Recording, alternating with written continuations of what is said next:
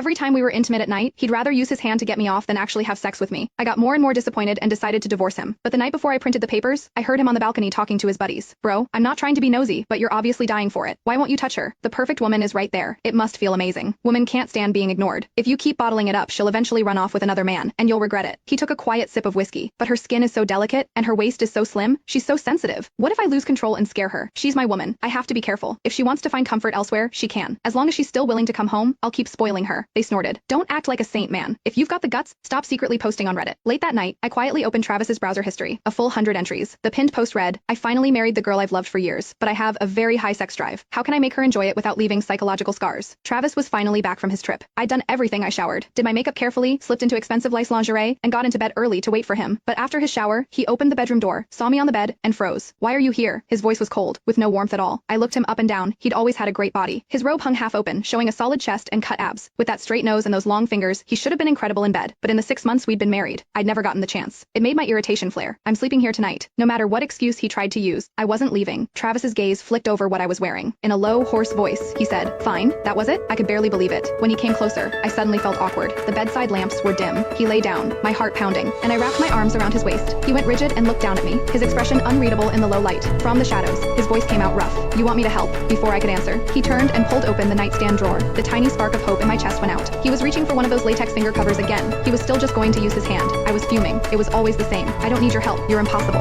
What? Do you have Ed or something? I was shaking with anger, my voice rising. The room was too dark to read his expression, but I could feel his gaze on me, deep and scorching. Feeling completely wronged, I snapped, Travis, if you can't do it, just say so. There are men all over Los Angeles. I can find someone to take your place anytime. I didn't mean it like that, he said, but he still didn't move. I wouldn't have minded if he just pinned my shoulders and kissed me hard. This was the 9th time. I'd been excited, ready to go further, and he pushed me away. I shot to my feet and slammed the door. At my best friend's place, my phone wouldn't stop buzzing, not answering. Wendy Jackson tilted her head, studying me. I tipped my head back and downed a big gulp of tequila. The burn left my throat raw and bitter. I shut my phone off and grumbled. That cigarette hit hard. One drag and my voice is wrecked. Wendy toyed with the pack in her hand. But the packaging is cool, right? I wasn't trying to hide anything. I genuinely couldn't understand it. Why won't Travis actually touch me? Does he like men? I shook my head. Back in high school, he even dated the cheer captain. After that, girls threw themselves at him and he turned them all down. A thought flashed through my mind. I narrowed my eyes. He's probably thinking about my sister, the one who ran off to Paris. My sister was supposed to marry Travis, but she chased some so-called true love and ran overseas with a broke painter. Travis acted like the perfect gentleman in the 6 months since we married. He'd given me everything I asked for, in every way, except in bed. And every time he used his hand on me, even when I was falling apart, he stayed calm and controlled. He couldn't possibly find my body disgusting, could he? The thought snapped something in me. Humiliation surged hot in my chest. I slammed my glass down on the table. I've decided. Wendy jumped. Divorce. A useless man, handsome or not, wasn't worth keeping. I didn't need him. Okay,